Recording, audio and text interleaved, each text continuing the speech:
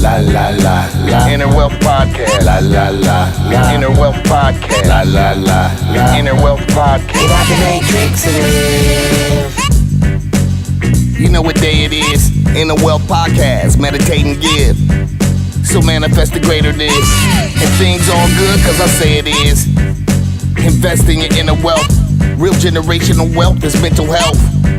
It's an inside game, no toxicity. Let's talk and more listening. Ladies and gentlemen, and now introducing David McCullar, founder of Inception, the first mental health gym. La la la la. Inner Wealth Podcast. La la la la. Inner Wealth Podcast. La la la la. Inner Wealth Podcast. Get out the matrix and live. All right, everyone, welcome back to the Inner Wealth Podcast. I got two special guests in the building. I got my mom, COO, and co-founder of Inception. And I have also a very special guest that flew in from Atlanta today. I got the ambassador of hope, Mr. Andre Norman. What up, though? Man, life is good, man. It's good to be back in Detroit. Yeah. It's always great to see moms. Welcome. How'd you get the name Ambassador of Hope? I got the name Ambassador of Hope because I show up to help people. I physically show up. And I guess that's what ambassadors do. They leave their home country, and they go to another country, and they show up. And so I would show up, and I used to travel. So I've been to over 30 countries. I've been to West Africa. I've been to Saudi Arabia. I've been to Guatemala. I've been to Honduras. I've been to Spain. I've been to Germany. I've been to Italy. And I'm pulling up in these different countries. And since I'm coming from America, somebody said, yo, he's an ambassador. Because that's how the people saw me. Right. And it just became, I'm bringing hope. So I became the ambassador of hope for all the international travel. But you're bringing a specific type of hope. And so what population are you bringing mainly hope to? I mean, I specialize in people in prison because that's where I come from. That's my go-to. That's my forte. That's what I can do in my sleep, and I can do it to the day I die. I started out helping black boys and black men. And I helped black boys and black men because it was where I felt most comfortable. Then over time, when I came home from prison, even before I came home, I started helping girls. I never worked with girls before, but they didn't have a lot of people trying to work with them. I started working with women in prison. I started working with Latinos. I started working with white folks. And I just came to realize everybody has problems. And most of them are similar, even though they live in different ecosystems. So I just came to a place where I said, I help people. So I have a specialty, yes, but I help people. Yeah.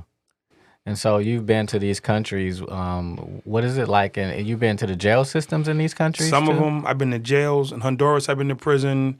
In Jamaica, I went to the prison. In Bahamas, I went to the prison. So a lot of countries, I go to the prisons. I go to substance abuse centers. I go to the court systems. I train police.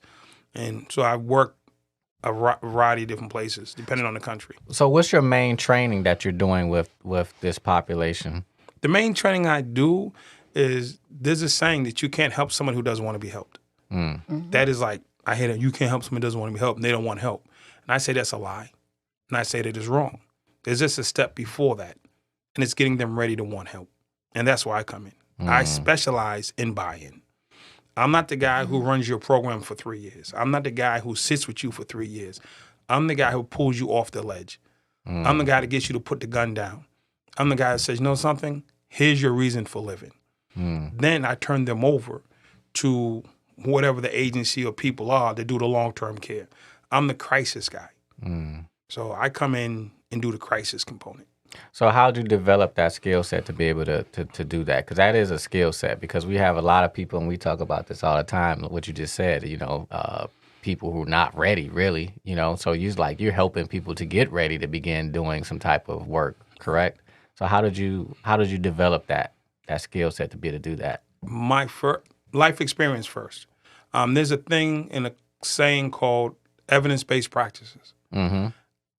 I don't want to say I don't believe in evidence-based practices, but what's evidence-based in Michigan might not work in Florida because it's a different demographic, it's a different mindset, it's a different culture, but it's similar problems, but the people aren't similar.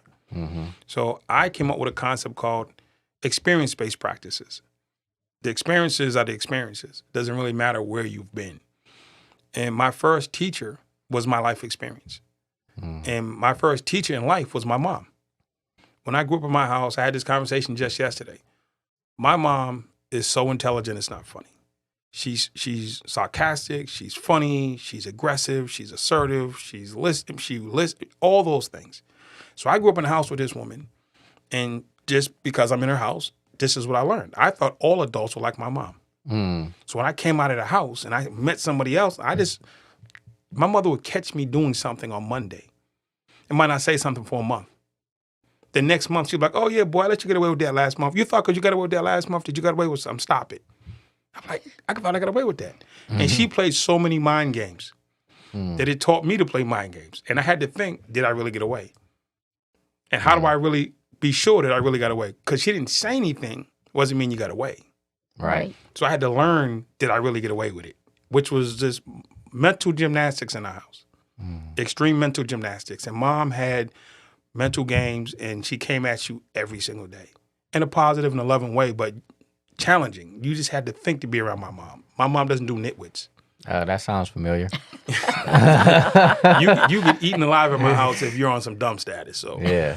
I had friends who used to come over our house and used to watch us like debate, and they would just stand in the corner and be like, these people are crazy. It was like walking into like a full-fledged college debate on everything. And so I learned a lot. I tell people, I'm my mother reborn. If you've met me, you met my mom. We literally, I used to call him from prison. I might be talking to you on the phone, and we'd call my mom on a three-way. And she would say verbatim some of the things that I said to you 10 minutes prior with no lead-in. Wow. So I got my gifts and my personality and who I am directly from her. Good, bad, and indifferent. So with that mother and somebody you couldn't get away with stuff, right? You couldn't get away with things. Omnipresent, they call it. How'd you end up in prison with that type of person? My mom had 6 kids at a young age, and we were all like 6 kids in 7 years. And it was a different era. So back then, in the 60s and the 70s, raising kids is cultural issues that were going on. So we were in the middle of civil rights. We were in the middle of Black Power movements. We were in the middle of COINTELPRO. We were in the middle of should Black people be people? I literally thought about this on the way over on the plane. What era did you grow up in? Right. My father, think about this. People don't look at me. This is 2021. Life is great. I am literally the first generation in my father's side of the family that was born in a hospital. Wow. They don't even get that. My father was not allowed to be born in a hospital because he was Black.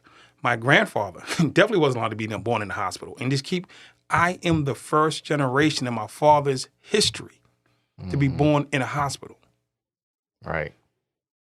So we're in a better space and place. I agree, but there's a lot of trauma and that's still happening. Right. So what is it like for you and all your siblings to be born inside of the house because you were Black? Not because you wanted to. You had no option to. So my son is the first generation of like movement. Like you can just go where you want. When I was a kid, you couldn't just go where you wanted. In Boston, there were lines that you couldn't cross, neighborhoods you couldn't go to because you were Black. Is that where you're from originally? Born and raised in Boston. Okay. Now I can Boston accent. I travel a lot. You know what I'm saying? My ex-wife is from New York. She would tell you every time I say a Boston word because she's from New York. Okay. But the thing is, I grew up in the house with my mom. Dad wasn't in the house. And trying to raise 6 kids, 3 jobs. My mom worked hard, and it's just a lot. It's a lot. And she couldn't cover us all. So I was the one who just fell through the cracks. Not fell through the cracks, but it was just tough. And she couldn't cover everything. And then here comes the streets, and here comes the cool stuff, and here comes the girls, and here comes the other stuff. And people with money, kids are doing drugs. People with money, kids aren't going to class. So it wasn't a money thing. It was just a time thing. And then being a kid itself. My son, his mom has a PhD from MIT, a master's from Harvard. Dad's an international speaker, world-renowned crisis manager. My son has cut a class or 2. But the difference is, in a public school setting versus a private school setting where my son is, the results are catastrophic. Right. They can be life or death. So I lived in a situation where she's trying her best, and there wasn't podcasting. There wasn't counseling. There wasn't third-party billing for mental health care. There wasn't after-school programs. Telehealth. The boys club said if you can't pay us $10, you can't get in. There was no sponsorships. There were no violence interrupter programs, or the city care. The police department wasn't doing community policing in the 70s. So there was nothing there for support. Right now, if your kid is going away, there's counselors, there's therapists, there's a lot of avenues you can go to support. Minimally to YouTube. Yeah. Here's some positivity you can see. If you grew up in a negative environment, being your city, not just your household, that's all you see. Now, with the advent of the phone and all this other stuff, you can see positivity. You can see a way out. You can see beyond your current horizon. We saw the end of the street. So now there are supports that didn't exist when I was a kid. Yeah. So when I got off track, all my mother could do was measure me by my report card. When my report card came out, that was an indicator of how good or bad I was doing. Right. So 4 times a year, if we brought it home. Right. We used to conspire. We didn't tell Mom. We used to conspire, not to bring the report cards home. Yeah. Because she's so busy doing it, she don't know what report card day is. So all 3 of us Yeah. messed up. We could be like, yo, we ain't bringing the cards home. You better not bring your card in the house. So it was like, she just was overwhelmed and under-supported. And you got a rambunctious boy who's just inquisitive, who's gonna go. And I'm on the go.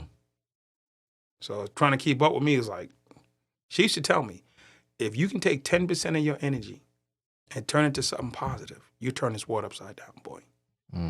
I just didn't understand it. She Right. taught me everything she could teach me. But the one thing she couldn't teach me was to be a man. So when did you learn that? When did that click in for you? It clicked in. I'm sitting in solitary confinement in state prison. I got too much time to count. And I'm like this big time gang member or whatever you want to call it. And she came to see me in solitary confinement where I just got a new case. And she looked at me. She said, where's the boy that played the trumpet? Where's the boy, I'm saying, he used to come to choir practice and listen to us sing. Where's the boy who loved to travel? Where's the boy? Where's my foreign exchange student? I was my high school's first ever foreign exchange student. She came at me. I'm like, what are you talking about?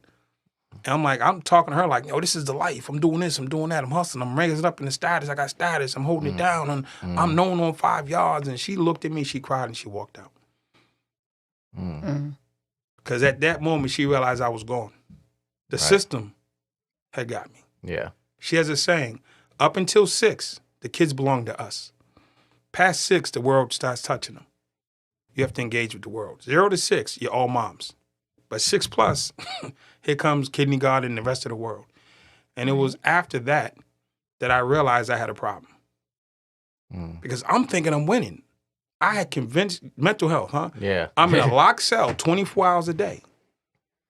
Sometimes they don't feed me. We're fighting against the police. We're locked in a cell 24 hours a day, 7 days a week, no sunlight. And I think I'm winning. You could not tell me I wasn't on top of it. I was LeBron James. I'm like, I'm in here. I'm doing jail. it. I'm doing it. And I was the king of nowhere. But how many other people have that same thought process in there with you?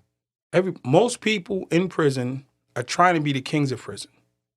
Most people in the street hustling are trying to be the kings of their block. And you're the biggest dope boy in your neighborhood. You think you're winning. You're the biggest gang member in your neighborhood. You think you're winning. You're the biggest credit card scammer in your neighborhood. You think you're winning. You're the biggest gang leader in the prison. You think you're winning. We've taken what's abnormal and made it normal. Normalize And now our trauma. we're trying to be the head of abnormal. We want to be the kings of abnormal. So is it like a sense of trying to feel powerful? I want to be powerful regardless where you put me.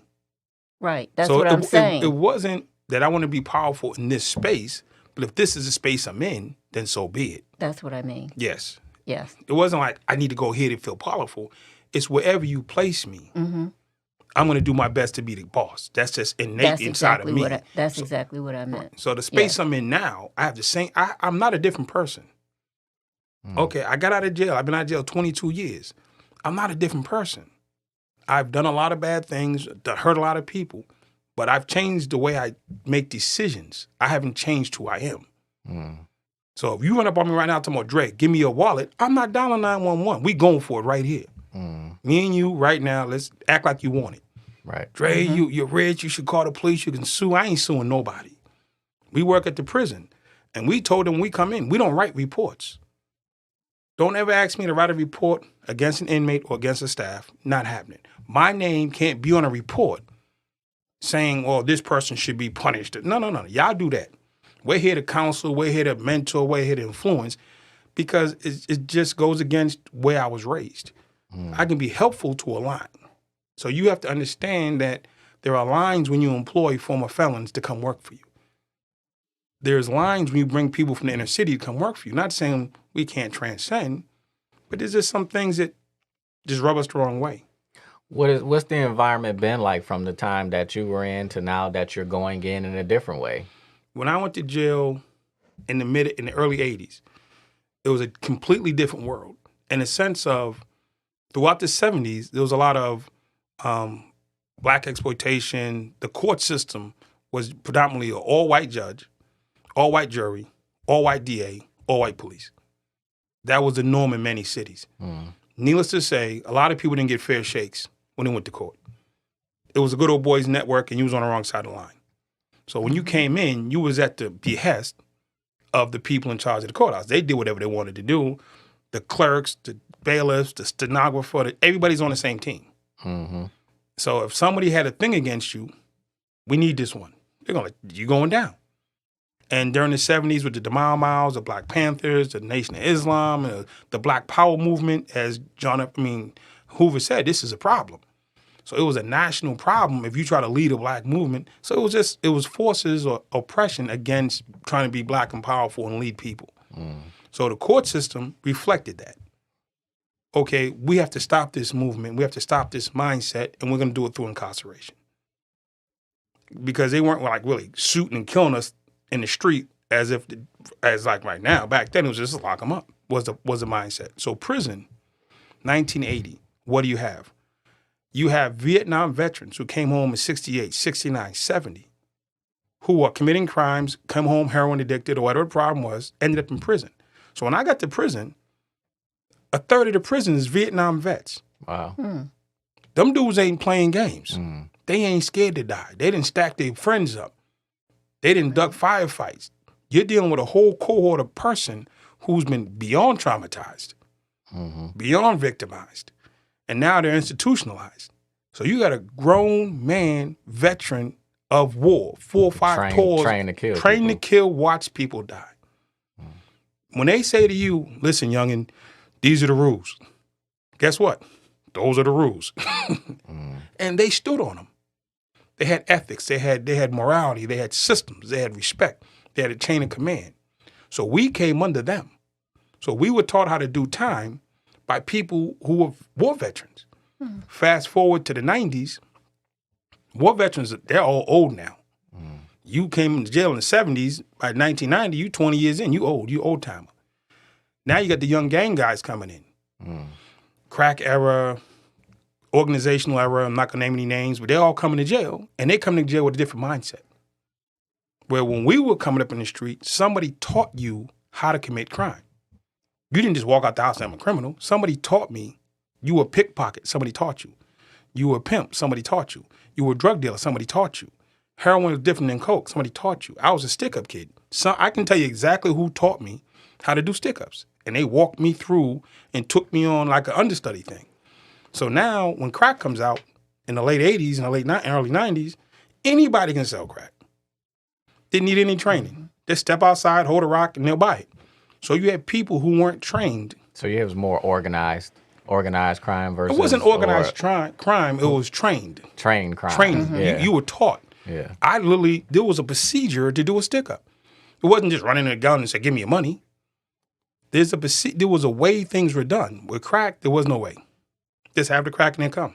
So you had a different caliber of criminal now who hadn't been tested, every arrest came with an ass whipping when I was a kid. You just came with it. You got arrested, you were going to get beat. Sometimes they just beat you and let you go. Wow. That was just part of this. Nobody complained. There was nobody to report to. It was a come up. If you got a beat and got dropped off. But So the police- now, the crack era, you had kids who had no business being in the street, never been taught to be in the street. When they started going to court, going to jail, no conditioning, no training. I was prepared to be in prison, unfortunately. And when I got there, I did well as far as adapting. How were you prepared? When you're a kid in principal's office, juvenile probation, juvenile lockup, county jail, police stations getting you beat down. And by the time you got there, I can start back being on punishment. My mother used to put me on punishment. Yeah. Your nervous system is conditioned to be able to handle Versus that. you're 16, never really been in trouble. Your buddy says, let's go sell some drugs. You come out the house for the first time. You Right. catch a crack case. You've never been on punishment. You never went to juvie. You never really been in trouble. You just doing it to get money. And they weren't really conditioned for what was coming. Mm-hmm. So the difference in prison in the 80s, we had elders who ruled. It made the COs respected them. We respected them. When the 90s came around, it just became the youngins came to jail with the mindset of we don't have a structure. And they instituted the no structure. I remember when I first came to jail, there was a concept of fair ones. What's it called? A fair one. If you had a beef with somebody, you shoot a fair one. Shoot around, me and you go fight. But now you're talking about Vietnam veterans shooting a fair one with you. You got grown men who are professional boxers shooting fair ones. These young dudes are used to shooting guns, not shooting their hands. But after a while, they instituted a rule, no fair ones. Fair ones is out. We can't win fair ones. So they changed the rules. You can jump a dude 8 deep. That was against the rules when I came to jail. 8 dudes couldn't beat up one guy. It was just against the rules. Rules changed. Every the rules changed. One good thing the young dudes ushered in, no more raping. The old dudes, raping was cool. Young dudes, when we came in, that wasn't our thing.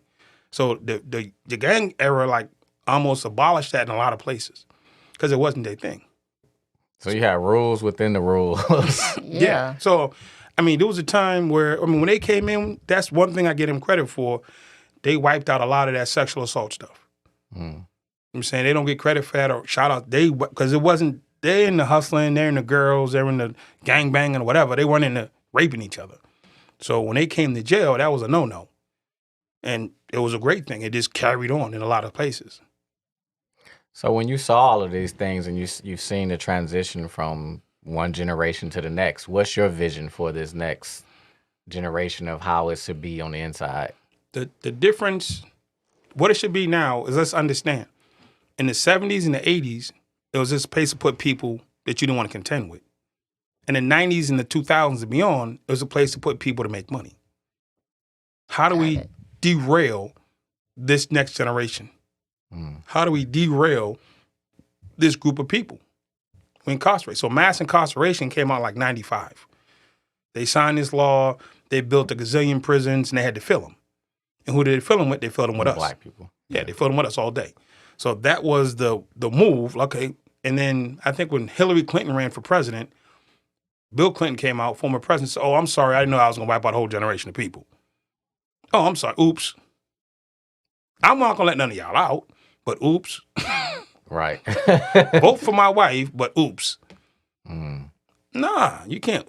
Dude, you got people in prison right now That's based still in on there, law. boy. They're still in there. Weed is now legal. How many brothers in jail doing weed bids? Right. They ain't said, well, we found a way to take your business and make it our business, but we're not going to let you out because we legalized it now. That's crazy. No, I thought they were doing that in some places, letting them out. No places you know of that's doing that? collectively, somebody needs to say, we locked this entire generation up for selling weed because it was a horrible thing.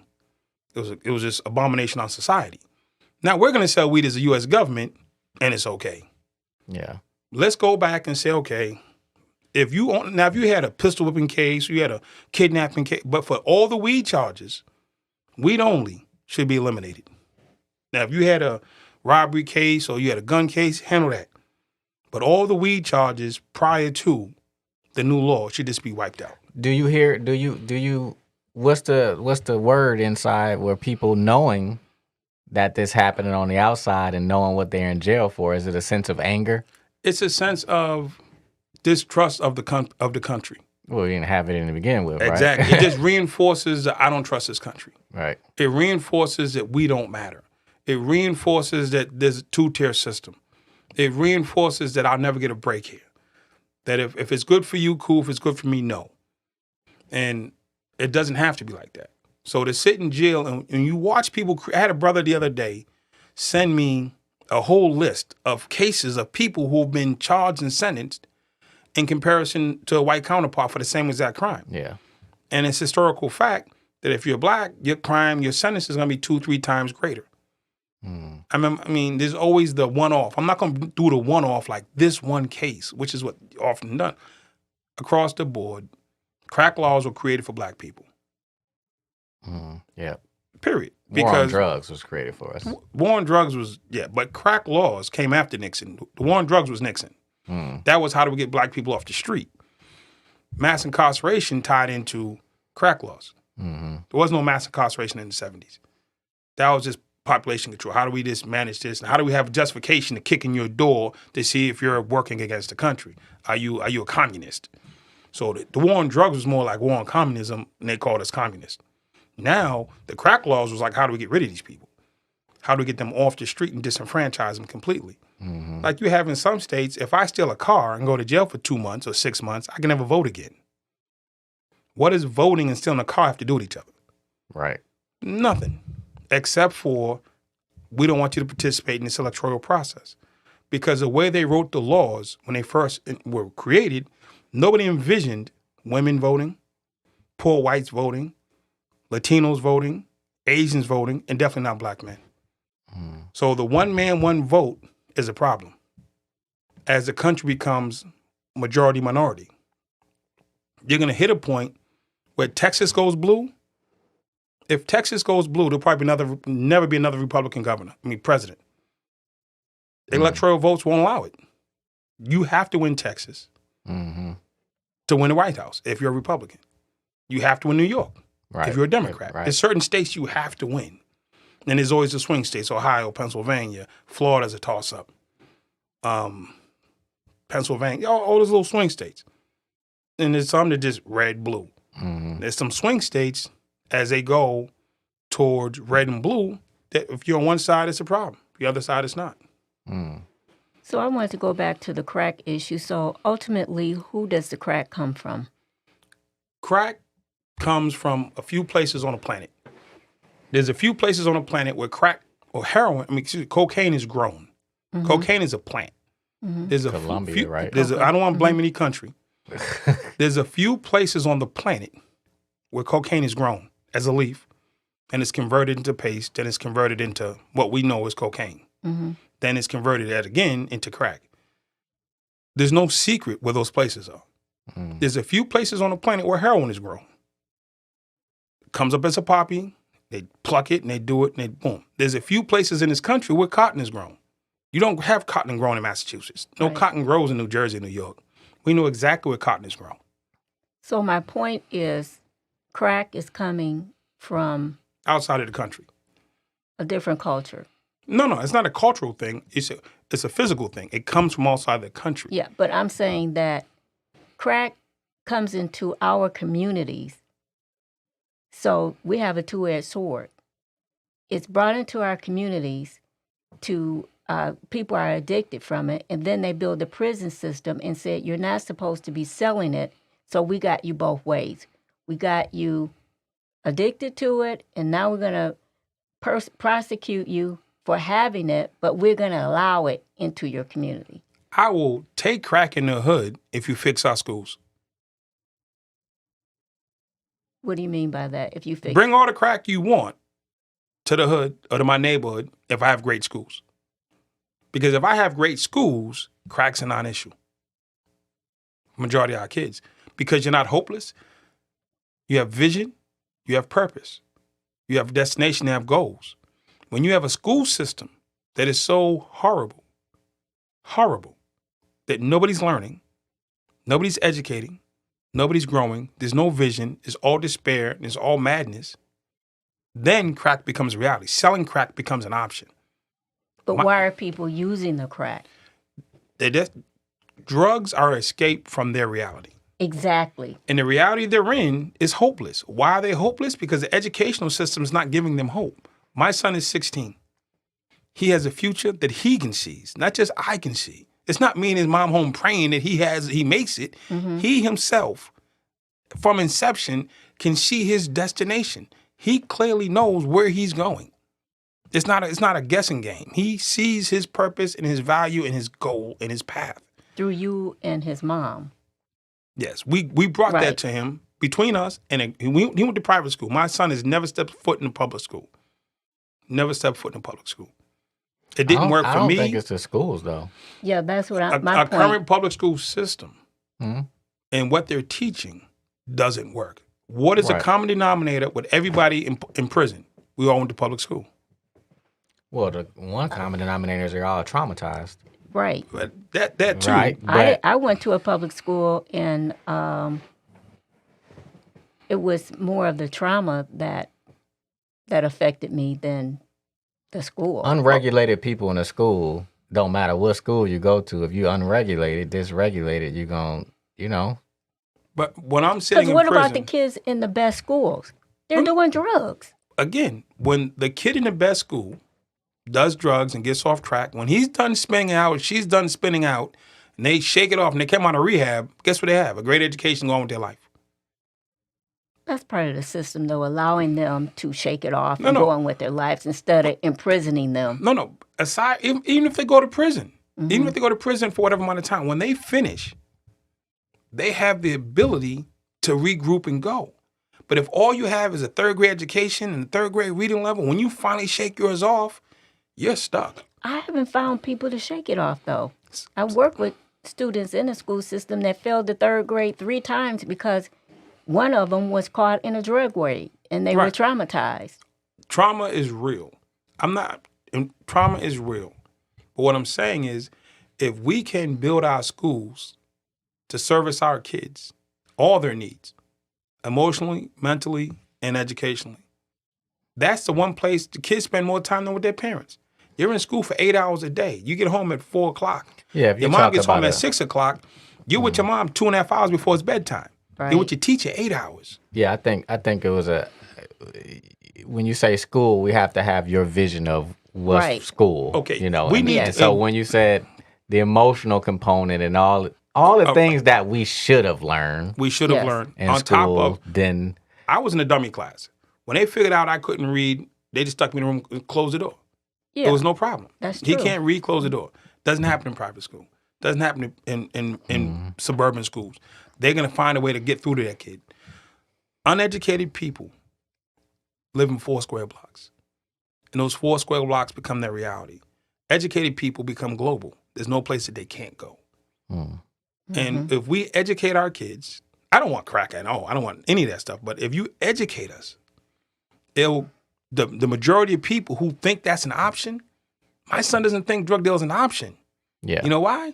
Because he's seen other options. And that's what educating does. It allows you to see something, see yourself doing something that you would probably never do before. I mean, I'm sure going to all those countries changed your whole perspective of everything. So in talking about those countries too, what did any of them have a model or had things in their jail systems that you felt like we need to do it like that?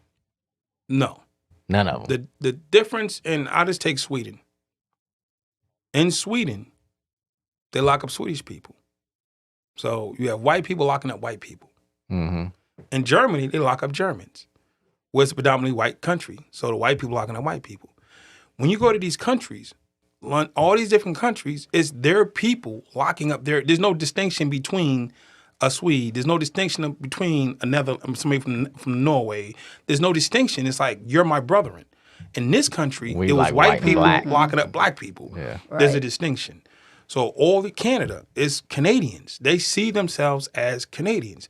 We have the divided country in a sense of we've never healed from the past traumas of this country and the things that we've been through. I've always argued that slavery, as much as I didn't like it, it's happened 10, 30 times before black folks got enslaved. I always had a problem with the treatment of the slaves, the trauma, the brutality, the viciousness. That wasn't necessary to the extreme that it went to.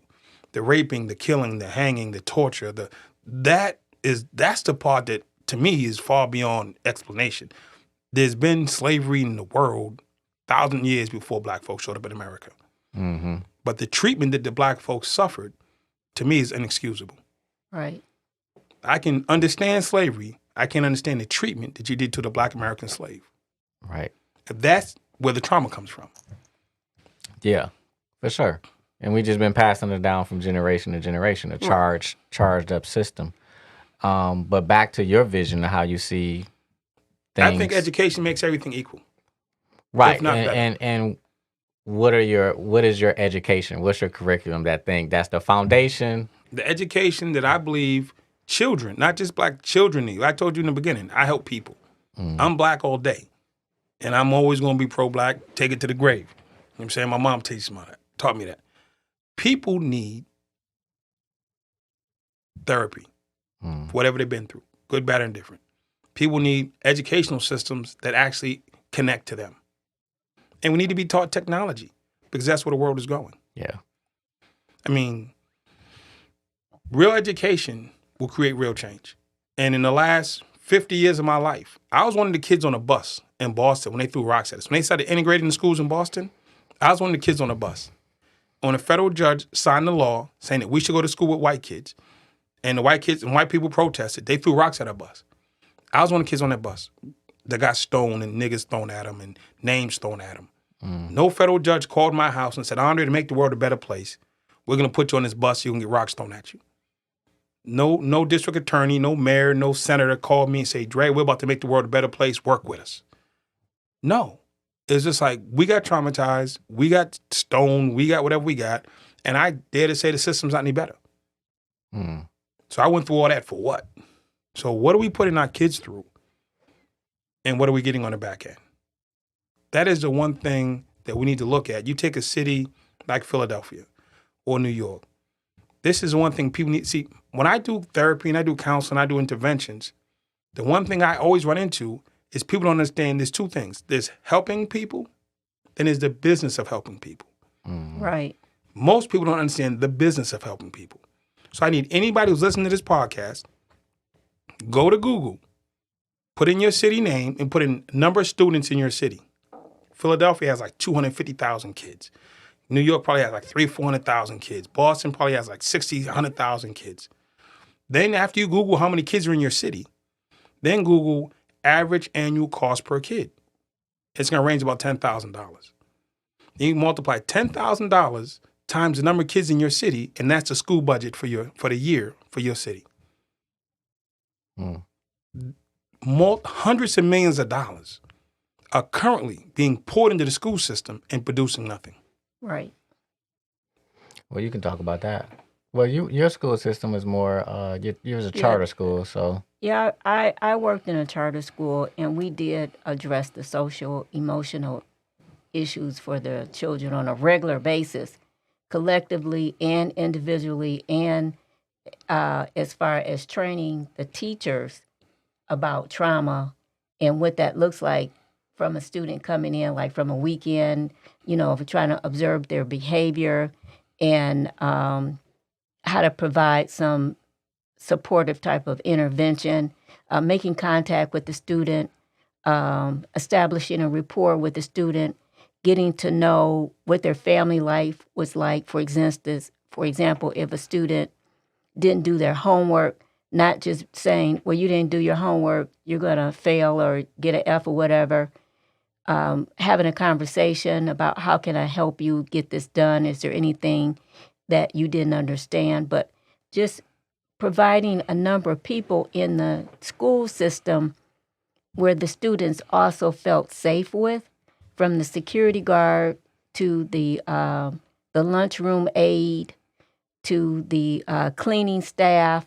Sometimes the maintenance men or help would pick up a note from a student that was reaching out, may have been a suicidal note or something like that. And we made sure we addressed it. And it came from the top, from the principal down, which I had a very good rapport with the principal, where we would have a student in the office and try to get to the heart of what was troubling them that day.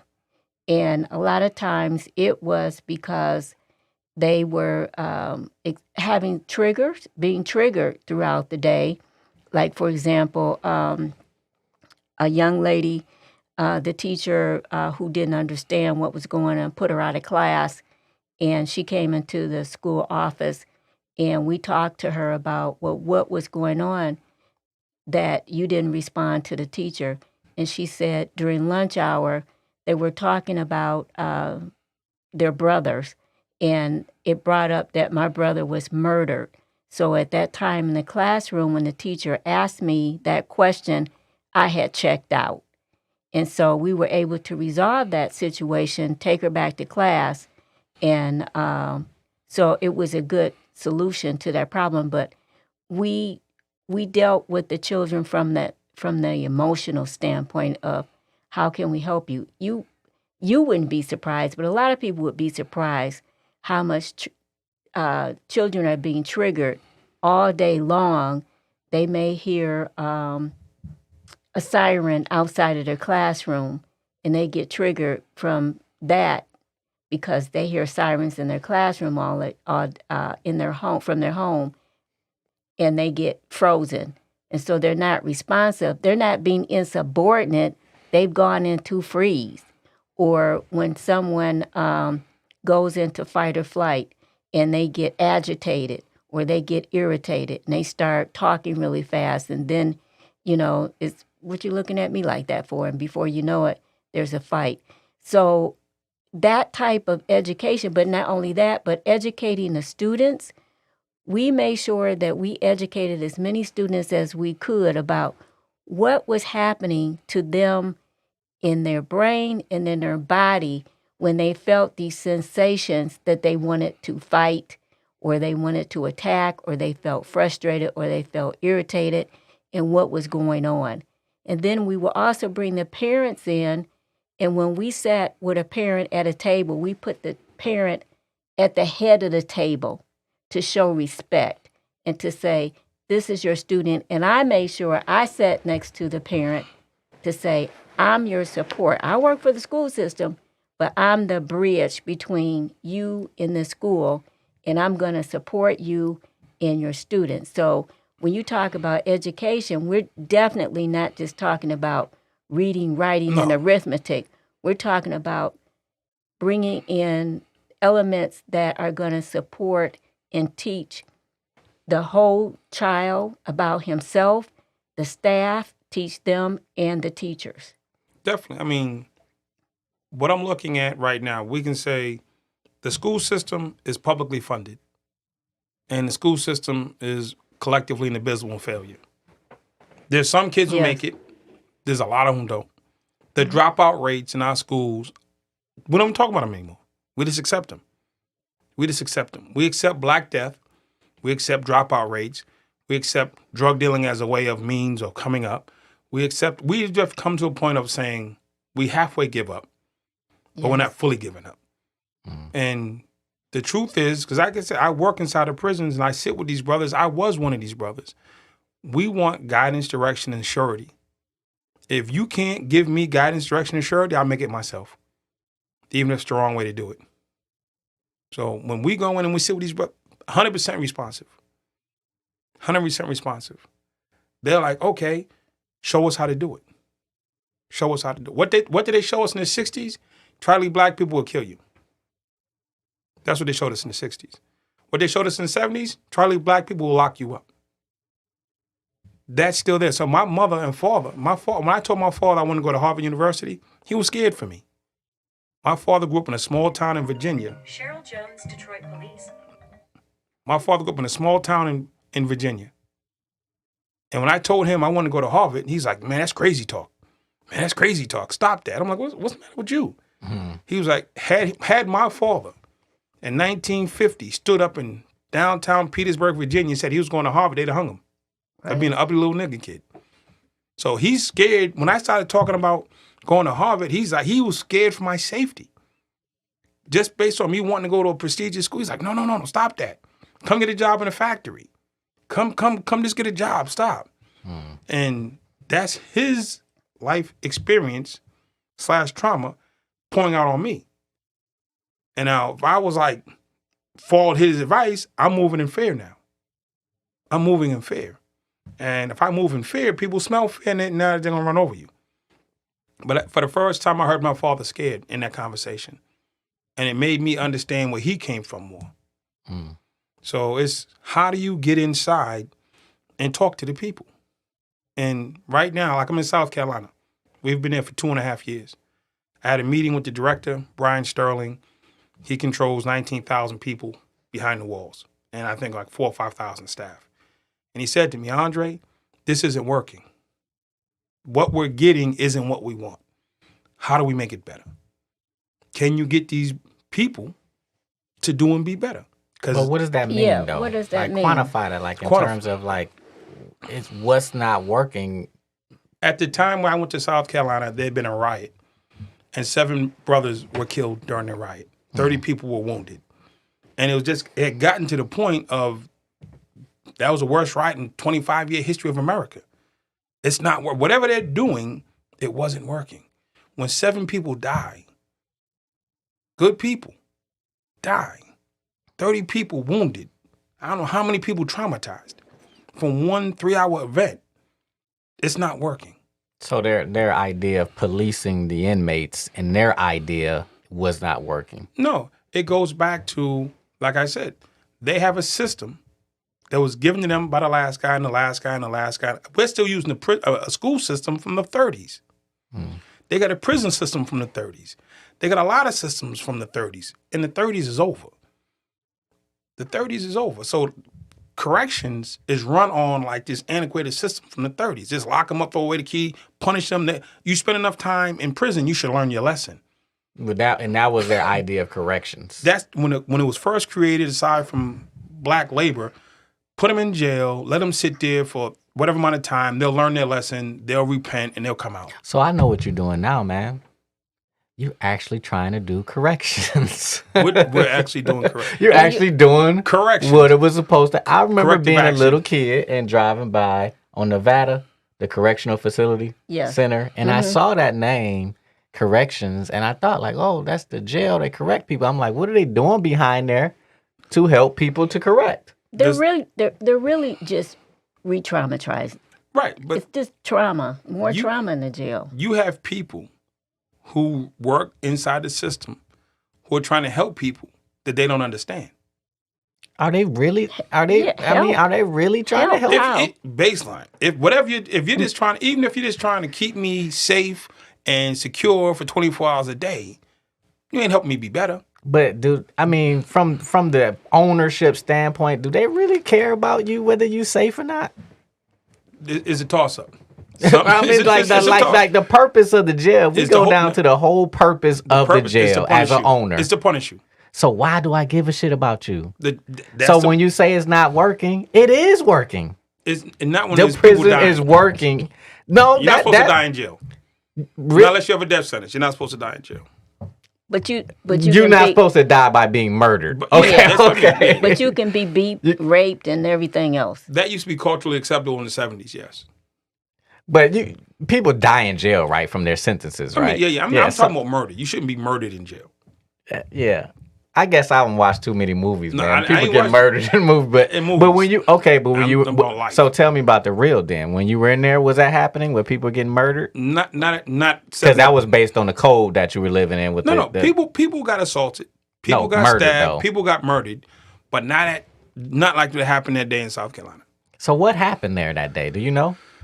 I can't give you specifics. Something happened, beef ensued, and at the end, fight started, and at the end of it all, it was just there were people we lost. So now a white system is saying, hey, We've gone too far. black man, I need you to come in and actually help us correct something that we really people weren't trying to won't correct in the first place. Probably. I mean, if we literally looking at keep it right. 100. So the system is designed to punish. Right. I came home in 99, and I remember when I sat at the table and they came up with the term reentry. And reentry is when you come home, they're going to help you the last 8-10 months to get ready for reentry. Because before 2000, the job of corrections was simply to hold you. That's it. You come here for a determined amount of time. We lock you behind this wall. You do your 5, 10, 15, 20 years. We'll let you out. They had no major incentive. They had GED programs. They had basic counseling. They had basic religious services. But the main premise of prison was to hold you. It wasn't until like 2000 did somebody say, what are you doing with these people while you got them for 10 or 15 years? Because somebody came home after 15 years and probably killed the wrong person or hurt the wrong person. Then that family said, well, what did you do with this man for the 15 years you held him? Then this truth started coming out, well, we've never done anything but hold them. Right. So now they came up with the concept of let's create programming for them while they're there. Now you're in the dilemma of the person that you hired to hold me now is in the charge of trying to teach me. Correctional staff aren't teachers. No. Right. Totally. Police aren't community friends. Right. It's just, so you're trying to make the police officer a caseworker, counselor, bad move. Trying to turn the correctional officer into a counselor, bad move. It's not what he is or she is. So they're saying, okay, now how do we get programming that the inmates will respond to? How do we get programming that the families will respect and think is better for them? Now they have, this is where the biggest hurdle was for corrections. They had to go outside of themselves to find a solution. You got to outsource the solution. And that's not what policing, corrections, law enforcement doesn't like outsourcing. No. No. They like to keep it inside. Because then you can hide what's inside. Hide right? or not, you just like control. Yeah. You have way more controls when you're people. So to outsource to me or outsource to you, you're losing some control. Right. College football, nobody likes to lose control.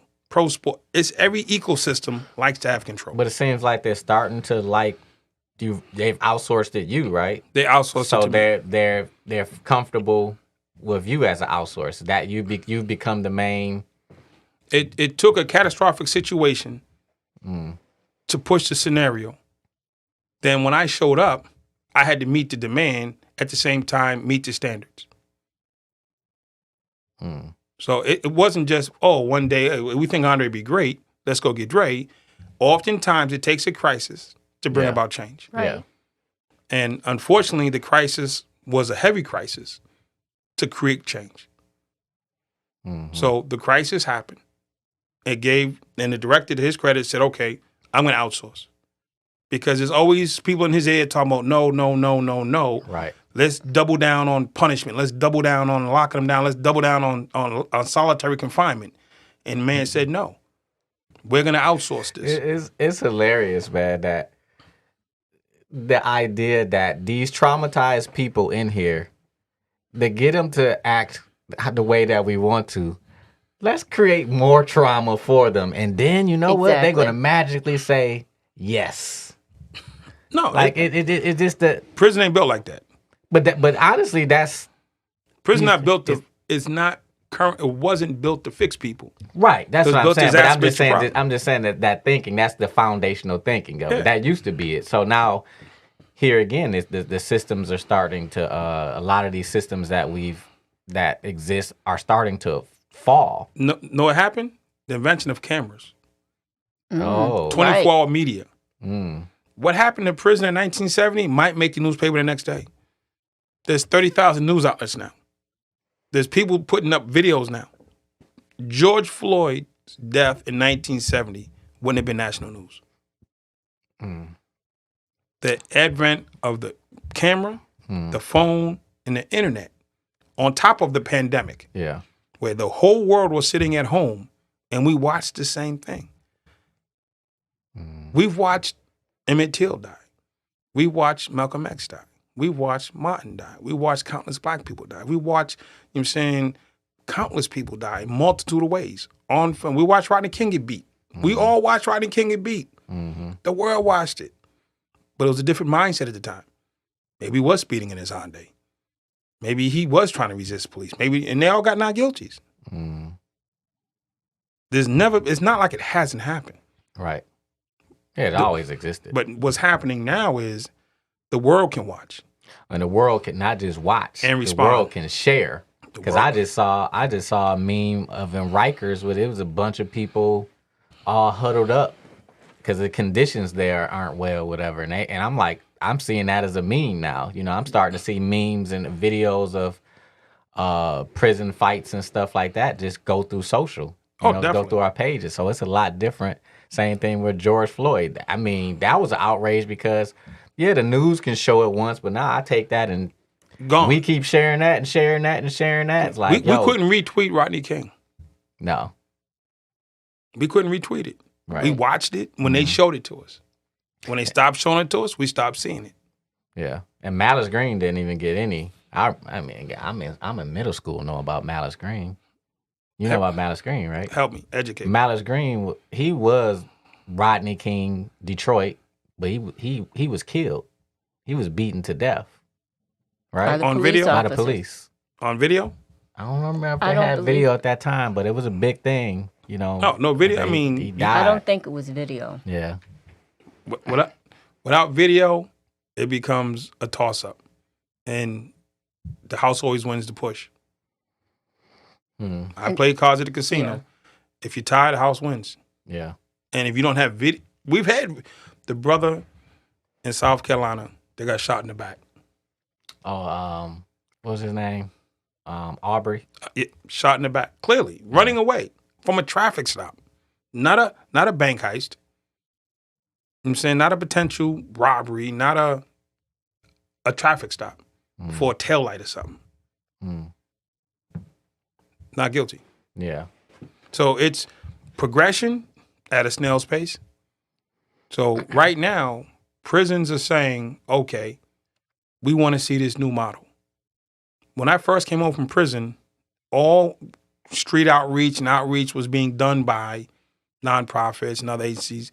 When I came home, I got like 15 brothers around my way. All the different neighborhoods in Boston got together. I'm saying we came together and we started working and we started going out and we started talking to our brothers who may or may not have guns, may or may not just have a beef. After the roller skating ring, after the movies, we be there. And we were talking to them in real time. And they knew us from the streets and from the penitentiary. They're like, yo, that's big homie. He ain't here to do me no harm. I can talk to him. You know what I'm saying? We might not agree. We might not even get his way, but I can talk to him. And we started having conversations around how do you de-escalate violence? How do you de-escalate shootings? How do you de-escalate stuff?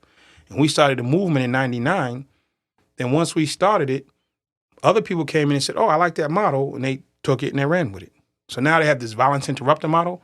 That's a Boston thing. And I can go back and get the newspaper article when the brothers were in the paper, wrote us up for it. But now it's become, how do we monetize that? All right. How do we monetize that? It's not about helping people in a lot of instances. It's about the business, then there's the helping. Yeah. We're into the helping, back-ended with the business. A lot of people in the front-end business, back-end helping. Well, that's like our business model. I mean, we're a business, but I don't feel like a business. You know, this is about me in the beginning. It was about helping me. And then it was about helping other people. So when people come in, they're like, you know, I'm like, this is my house. I'm my first client. Yeah, I am my first client. Yeah. Right, of course. Yeah, this is my house here. Here are my toys, and my people gonna show you how to use it. You know, The same thing. This is what worked for me. I was a guy locked up, disgruntled, traumatized, out of sorts, not in touch with himself. And these are the things that I did to turn my life around. And brothers are saying, Dre, give me the steps. Give me the steps. So yeah, talk more about the responses of you going in and doing what you do. What are you know, in terms of one, the people who are going to stay in there, and then the people who they're in there but they're going to get released, and what they've learned from you, like What how they've that's helped them. learned, it hasn't been just me, first off. I'm saying we go in, we have a representation. So I got a young dude named Fever, straight dude out the block of Boston, solid dude. He's from the gang era. So the young gang guys I wasn't a gang member. All the things they call me gang, true talk, I wasn't a gang member. Not in the context of what is decided. I was part of a crew, but we didn't move But like. you in like Bloods and Crips. No. Yeah. We weren't doing that. And he came up in Got there. jumped in and all that. There was no jumped jumped out. in. Yeah. Nah. You got trained on how to be a hustler, and then you got received for your training. These dudes will come from neighborhoods and sets. He came from that era. And he lived that life to the fullest. So when he goes in, the gang kids look at him and they can connect. I came up in an era of hustling. You know what I'm saying? When there was rules, there was regulations, and I'm a businessman. I'm looking at strategy. I'm looking at concepts. How do you grow this? How do you scale this? So if you want to talk business from somebody who's lived a life, I'm your guy. I got my brother Dominic Williams, who come up in Boston, had a natural life sentence, did 29 years on a natural life sentence, overturned it and came home. And they say, well, how do you know he's official? There's a place called Florence ADX. It is the end of the world. First Chief Betty sent Detroit police. You got the Detroit police, man, trying to get you, bro. Yeah, picture that. They're trying to call me for help. I'm 911 right now. Right. So baseline, he was in Florence ADX for like 7 years. That's Shoe Bomber. That's all those folks. And he came out of there after 29 and came home. So he comes into the prison. He's like, listen, I had forever. And I overturned it. And you can do the same. And so that testimony of having 29 years in on a natural life sentence, now being home, owning a home, running a business, traveling the country, being married, they're like, he had forever and he got out. This dude had next to forever. He's out doing great. This dude was just like us out here in these streets.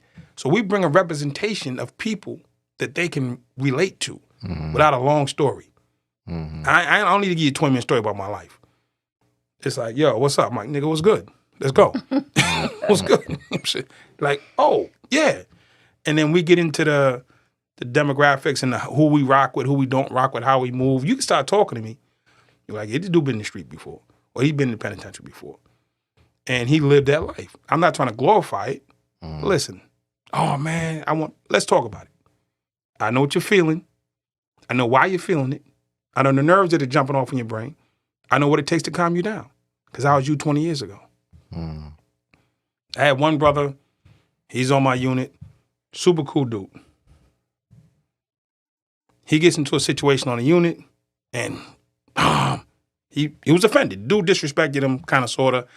He dude's a hitter. He's like, I'm going to kill him. I'm going to stab him. I'm going to hurt him, whatever. I was like, yeah, you're right. He did disrespect you. But before you do that, come with me real quick. He says, okay. I didn't tell him he couldn't do it. I said, yeah, hold up for a second. He ain't going nowhere. We walked into the office. I picked up the phone. I said, yeah, hold on one second.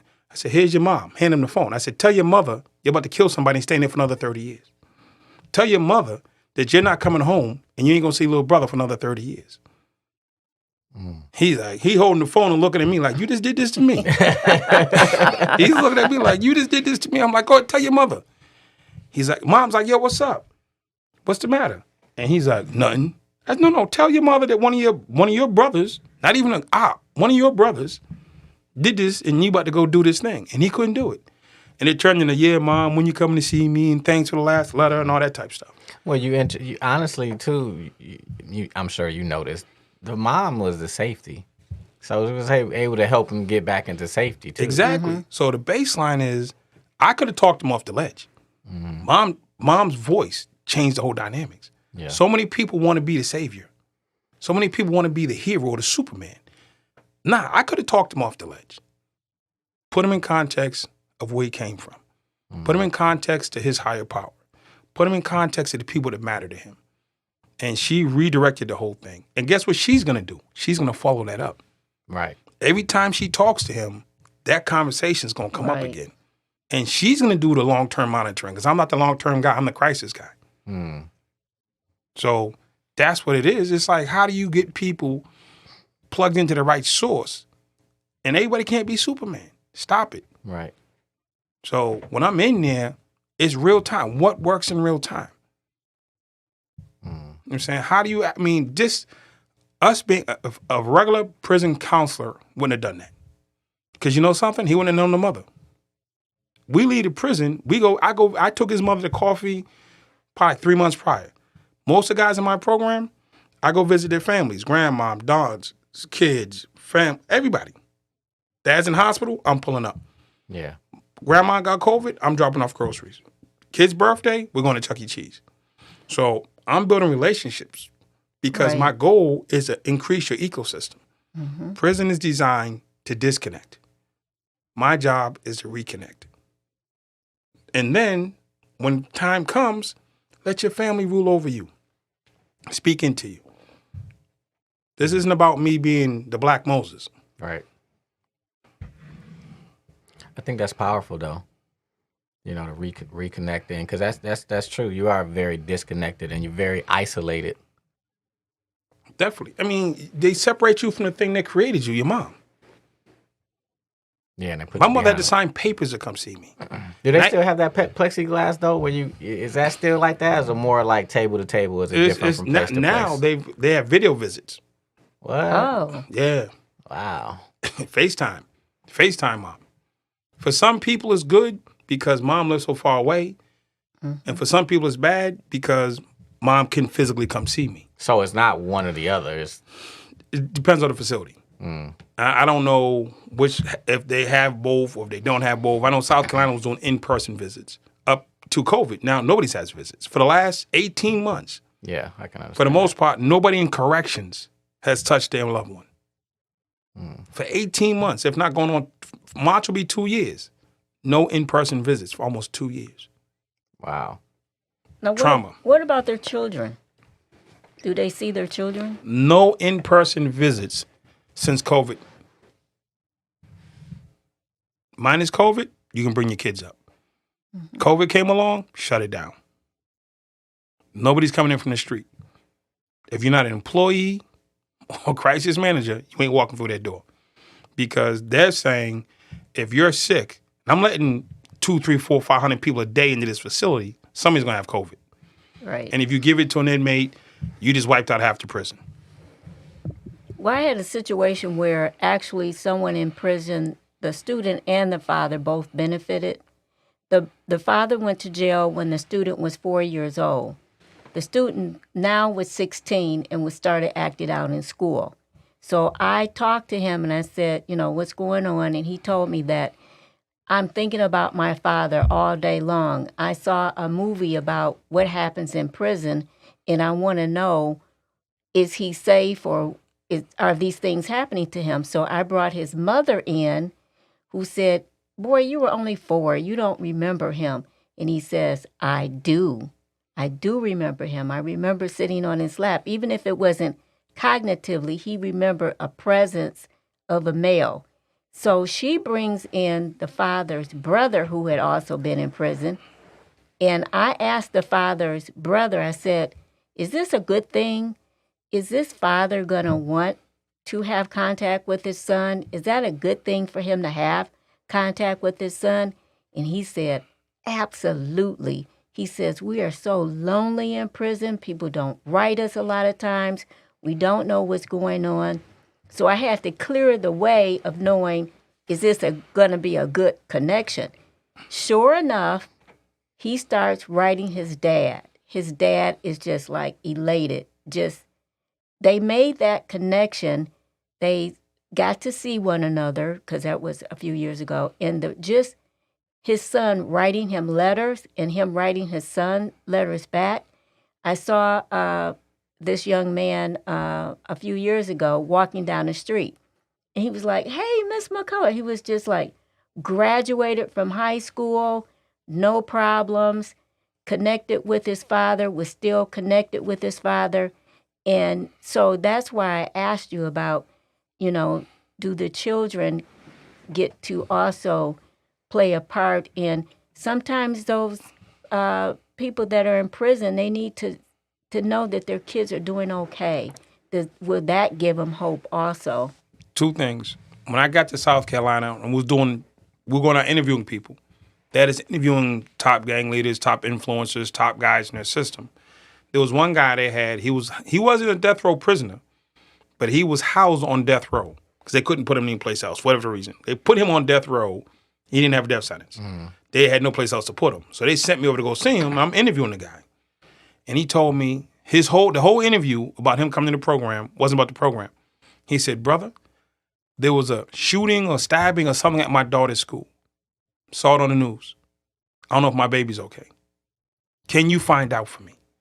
The entire 30 minutes we sat with this man, all he wanted to know is, can we call somebody to find out if his kids were hurt? That's all he cared about. Organization, money, hustle, name, rep, meant nothing. Can you find out if my babies are okay? Was the entire 30-minute conversation. Then we went and found out, came back and said, yo, your babies are okay. That alone, we clicked. He's like, okay, you cared enough to help me sleep, come to peace with myself, because I'm stressed out right now. Now, all my life choices have put me in a situation where I don't have access to information about my kids. And now there's a crisis. I don't have access to information. I'm stressed out now. And we were able to relieve his stress just by finding out that his kids were safe and relaying that information in real time. The country of the Bahamas brought me in years ago.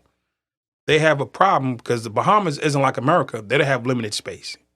And they're locking up all these juveniles, and Her Majesty's prison's filling up. It used to be 500, then 1,000. Now they're up to 2,000 people. They were. Wow. And they see the numbers going up. The numbers are dramatically going up. And they're like, how do we fix this? Well, if you want to fix a problem, you call Andre Norman. I come in, they said, design it. I go around the country. I go around, go to the prison, go to the juvie centers. I go to the neighborhoods. I said, okay, we need this building. It was about 5 miles from the prison. We're going to design the school this way. These are classes. We're throwing out science. We're throwing out religious studies. There was like 4 or 5 courses I'm just eliminating. I said, if we lose a scientist, but we save 20 people, I'm cool with that. Your attempt to get one scientist, we're losing 21 people. So let's just take it for granted. These kids won't be our scientists, but they'll be functional and they'll be great. So we had to go in and change the curriculum. These are my proposals. Then the last thing I came up with was the men in the prison, give me the kids of the men in the prison. And then we're going to go to the prison, and every day we're going to put the dads on the bus. We're going to drive them over to the school. And guess who's going to be the hallway monitor? Dad. Guess who's going to be the chaperones? Dad. So imagine you're sitting in class like me. You start cutting up in the room, acting a fool. The teacher's like, sit down. Or me and you get in a fight. Fight breaks out. You hit the button. You call the office. Who runs down the hallway? School security and the principal and the guidance counselor. Imagine if Dad was in that mix. They're doing that now. You seen that? You seen this recently? I did that. That was like 8 years ago. I designed that for the Bahamas. Because it was a school that had a massive brawl recently, and these black dads got together and said, we're going to start coming in, and we're going to rotate. It might have been like 8 or 9 of them. We're going to rotate, and we're going to always be here. No, I was going to bring the dads from the prison.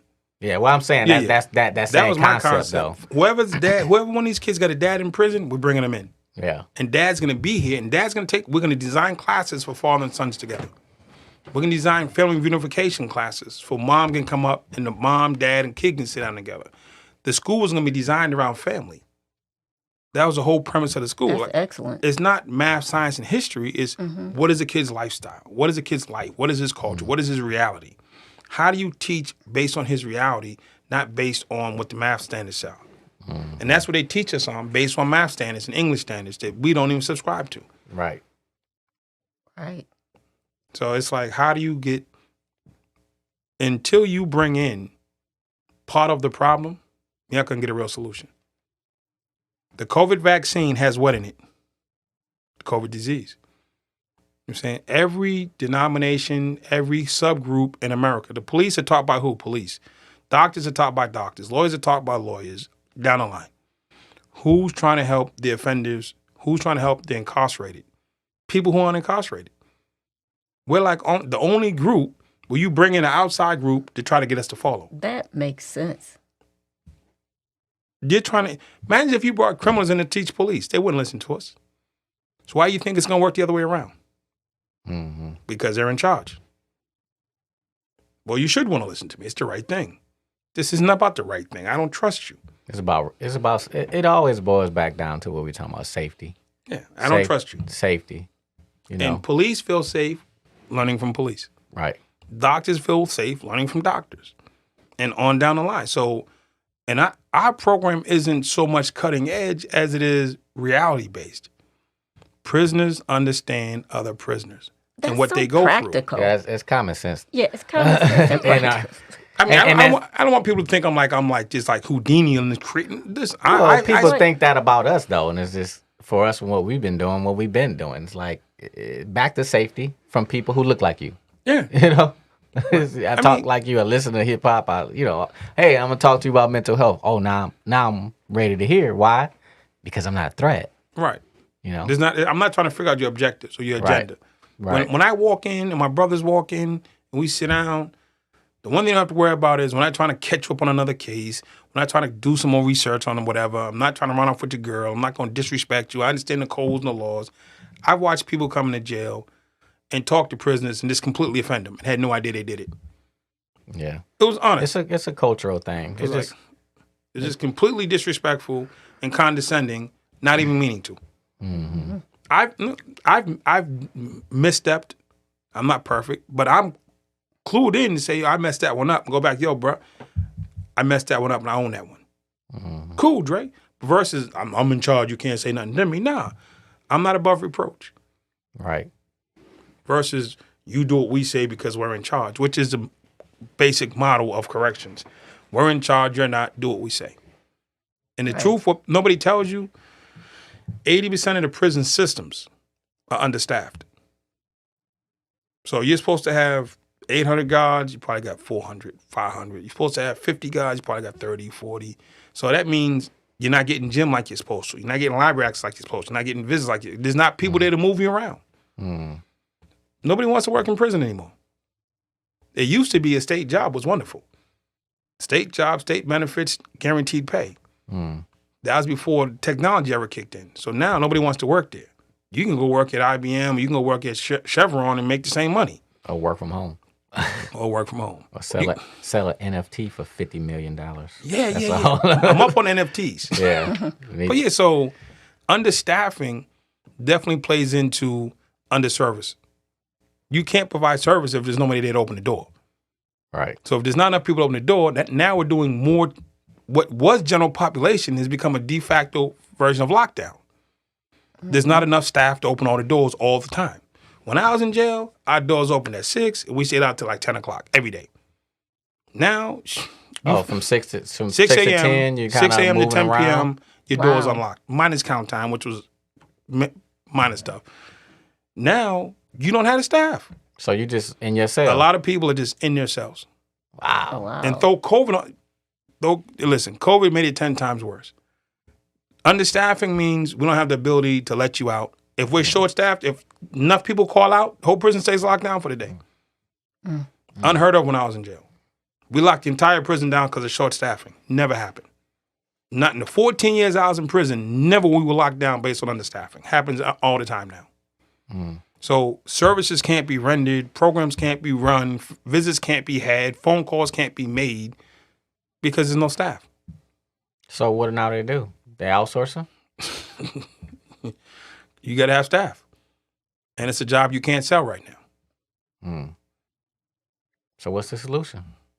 The solution is now you need to bring in a different type of staff.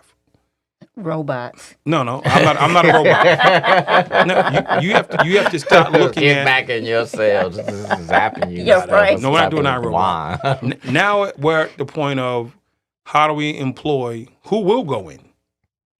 Former felons will go in. I'll go in. I go in.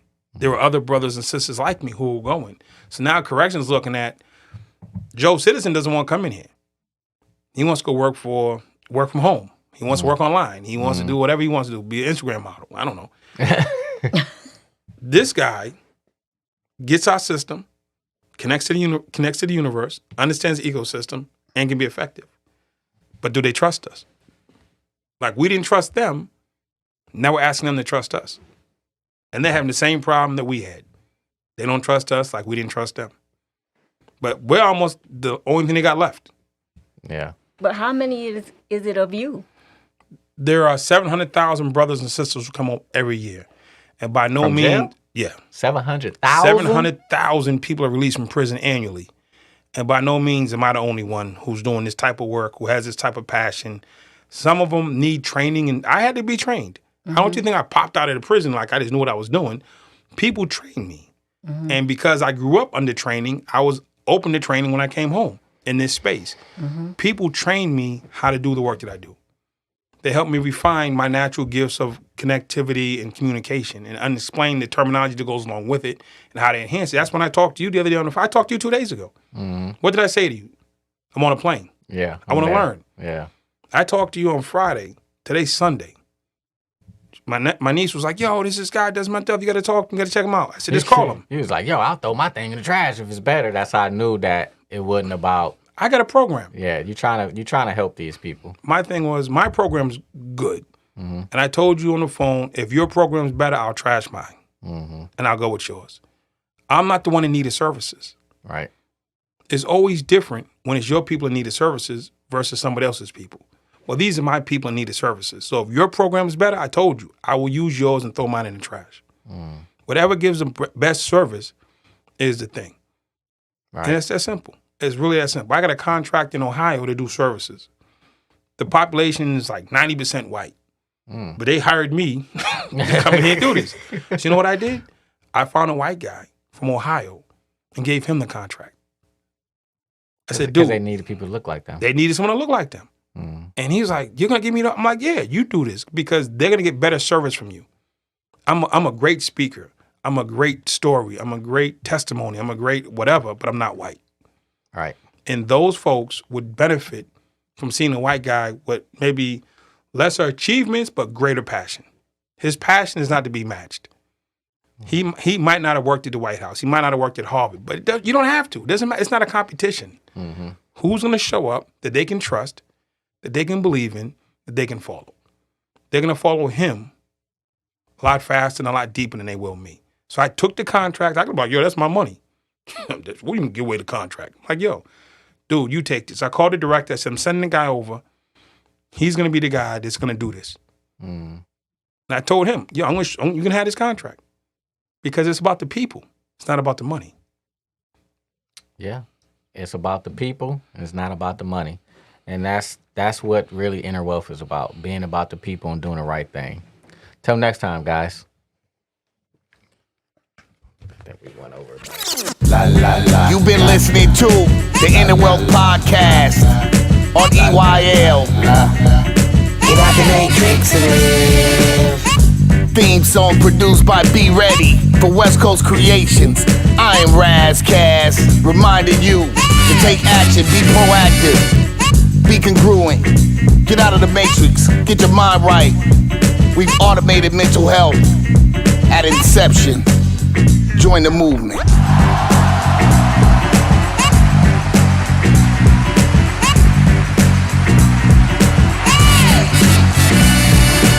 La la la. Inner Wealth Podcast. La la la. Inner Wealth Podcast. La la la. Inner Wealth Podcast. Get out the matrix and live.